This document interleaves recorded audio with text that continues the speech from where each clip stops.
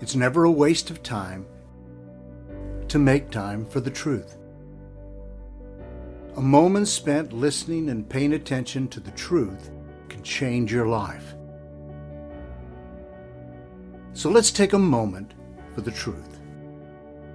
Psalms 119:27 says, "Make me to understand the ways of your precepts, and I will meditate on your wonders." It is utterly amazing how often I hear people talking, and I wonder, did they think about that before they open their mouth? I mean, the amount of incoherent nonsense that comes from people's lips today makes you wonder why they didn't take some time to think about it before they spoke. I suppose that makes sense to the fake it till you make it crowd. But is this how we're to approach the truth of God? Certainly not. As Charles Haddon Spurgeon, commenting on this verse, says, "For none but foolish people will talk without thinking." The writer of the Psalms most certainly directs himself towards diligent considerations. His plea to God is, "Make me understand." This is not an exercise of the flippant, nothing off the cuff for this writer. He desires to comprehend something before he goes any further. And what is that something he wishes to understand? He wants to understand the ways of God's precepts. It's not just the content of God's instructions. The writer desires to understand the everyday path in which those instructions find expression. Keeping rules is one path that some people take in relating to God. Again, Spurgeon provides some insight here. He said, blind obedience has but small beauty. God would have us follow him with our eyes open.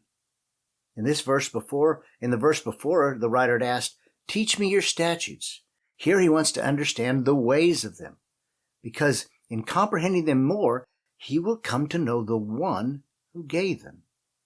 The better we truly know them, the more we know the one who spoke them. This then gives rise to the writer's next statement. He says, "And I will meditate on your wonders."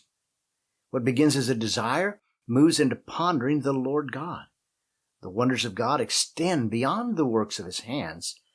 They are displayed in the mercies that he extends to mankind, to you and I personally.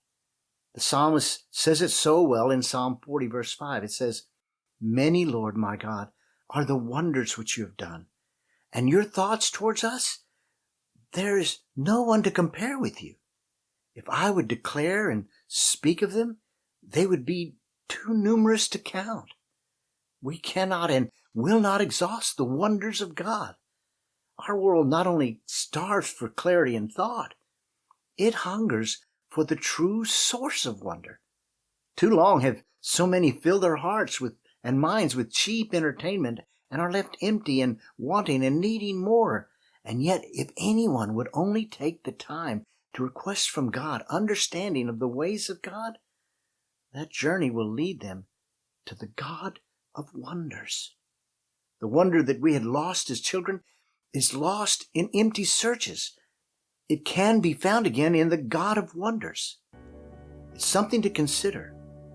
It only takes a moment, but it will be a moment that will matter. Thanks for watching and listening to Truth Matters Moment.